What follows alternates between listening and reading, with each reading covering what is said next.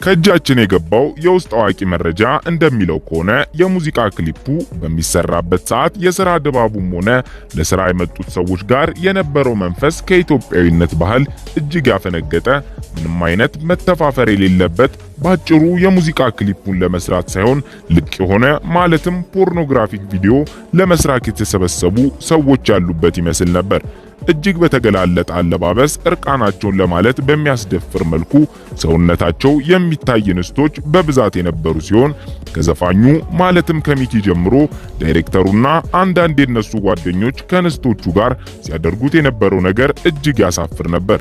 በተለይም ደግሞ አንድ የሚኪ ጓደኛ በሙዚቃ ክሊፑ ላይ በብዛት የምትታየው አንድ ዳንሰኛ በመሃል አብሯት ለመደነስ በሚመስል መልኩ ሲያደርግ የነበረው ድርጊት አስነዋሪ የነበረ ሲሆን ዋናው የሙዚቃው ባለቤት ሙዚቀኛው ሚኪም የተቀረጸ ነገር ግን በክሊፑ ወይም በቪዲዮ ላይ ያልወጡ ነገሮችን እና እንቅስቃሴዎችን ሲያሳይ ነበረ። ለአብነት ከቪዲዮ ክሊፑ ቀንጭበን እናስመልክታችሁ።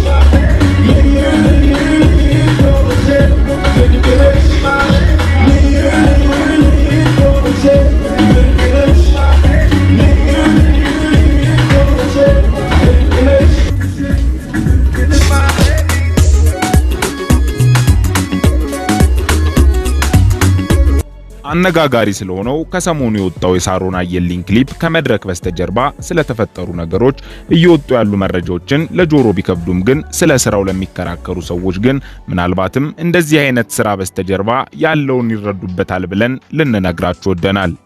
ተወደዳችሁ የሃሁ ሚዲያ ቤተሰቦች እስከ ፕሮግራማችን ፍጻሜ ድረስ አብራችሁን በመቆየት የዚህን መረጃ ሙሉ እንድትከታተሉ ጋበዝናችሁ። ታዲያ ለቻናሉ አዲስ የሆናችሁ አድማጭ ተመልካቾች ቻናሉን ሰብስክራይብ ማድረጋችሁን አትዘንጉ። የደውል ምልክቱንም በመጫን ወቅታዊና አዳዲስ መረጃዎችን በቶሎ ማግኘት ትችላላችሁ። በቀጥታ ለዛሬው ያዝንላችሁ ፕሮግራም በዚሁ አልፈናል። ከቅርብ ጊዜ ወዲህ አነጋጋሪ የሆኑ ከሚገኙትና ዕውቅናቸው በፍጥነት እየጨመረ ከሚገኙ አርቲስቶች መካከል አንዷ ናት። በተደጋጋሚ በምታደርጋቸው አስገራሚና በብዙዎች ያልተሞከሩ ድርጊቶች የብዙዎች መነጋገሪያ ከሆነች ሰነባብታለች።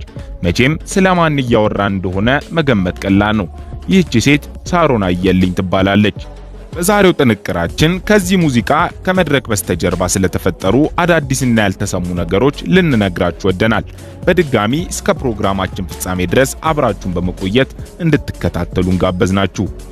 በብዙ ድርጊቶቿ ብዙሃኑን ጉድ ያሰኘችው ሳሮን እንዲሁም በአደባባይ ከሰው ጋር ስትደባደብና አጸያፊ ስድብን ስትሰዳደብ የተመለከትናት ሳሮን ግድ የለም የመጀመሪያዋ ስለሆነ ነው ትሻሻላለች፣ ይህን ተግባሯን እያረመች ትሄዳለች እያሉ የተከራከሩላትን በሙሉ አፋቸውን አስይዛ አሳፍራቸዋለች።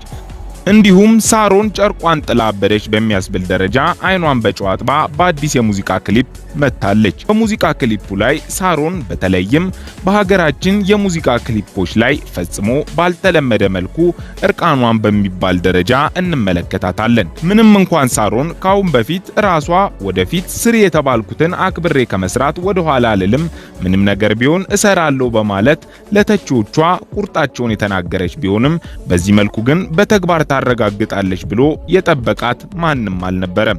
ለዚህም ማስረጃ ይሆን ዘንድ ፈገግታ ሪያክት በሚባል የዩቲዩብ ቻናል ላይ ቀርባ ለቀረበላት ጥያቄ ምላሽን ስትሰጥ እስከ ተከፈለኝ ድረስ ከተመሳሳይ ጾታ ጋርም ቢሆን እሳሳማለሁ ብላ እንደነበር የሚታወስ ነው። ታዲያ አሁን ደግሞ ማይ ቤቢ የተሰኘውና ሳሮን አየልኝ እንዲህ እርቃኗን የታየችበት አዲሱ የሙዚቃ ክሊፕ በኤላ ሪከርድስ የተለቀቀ ሲሆን ድምጻዊው ደግሞ ከአሁን በፊት ከአስጌ ጋር በመሆን አኩኩሉ የሚል የሙዚቃ ስራን የሰራው ሚካኤል መላኩ ነው። ይህ ሙዚቀኛ አኩኩሉ የተባለው ስራው ተወዳጅነት ያገኘ ቢሆንም የሙዚቃ ቪዲዮ ግን ብዙ ትችትን አስተናግዶ የነበር መሆኑ የሚታወቅ ነው። ታዲያ በዚህም ምክንያት አሁን የሰራውን የሙዚቃ ቪዲዮ ይባሱኑ በዚህ መልኩ ይሰራዋል ተብሎ አልተጠበቀም ነበር። ይህንን ፕሮግራም ስንሰራ የሙዚቃ ክሊፑን እንድትመለከቱት እየጋበዝን እንዳልሆነ ከግምት ውስጥ እንድታስገቡልን እንወዳለን። በተለይም ከ21 ዓመት በታች ያሉ ታዳጊዎች ባይመለከቱት ይመከራል። እንዲህ አይነት ከባህልና ከወግ ያፈነገጡ ነገሮችን በዝምታ ማለፍ በኋላ ትውልድን ያለ ማንነት ማስቀረት ነውና ችላ ሊባል አይገባም ባዮች ነን። እናንተስ የተወደዳችሁ የሃሁ ሚዲያ ቤተሰቦች ምን ትላላችሁ? ሐሳብ አስተያየታችሁን ኮሜንት ላይ እንደተለመደው አስፍሩልን። ሳሮን አየልኝ መነጋገሪያ ሆናባቸው ከነበረችባቸው ጉዳዮች መካከል በመጀመሪያ ሽሮ አልወድም በማለቷና ወላጅ አባቷም በካሌብ ሾው ላይ ቀርበው እውነትም ልጄ ሽሮ አትወድም ማለታቸው ነበረ። ይህ መነጋገሪያ ሆኖ ሳያበቃ በአደባባይ ከሰው ጋር መደባደቧ ሳያንስ አጸያፊ ስድብን ስትሳደብ በምስል በታገዘ መረጃ ተረጋግጦባት ይባሱኑ መነጋገሪያነቷን ጨምሮት ነበረ። ይህች አርቲስት ማንኛውንም ገጸ ባህሪ ተጫውታ የፊልምም ሆነ የሙዚቃ ስራን ሰርታ ማለትም ከመሳሳም ጀምሮ እስከ ተከፈላት ድረስ ማንነቷንና ገላዋን አሳልፋ እስከመሸጥ ወደ ኋላ እንደማትል መናገሯ ይታወቃል።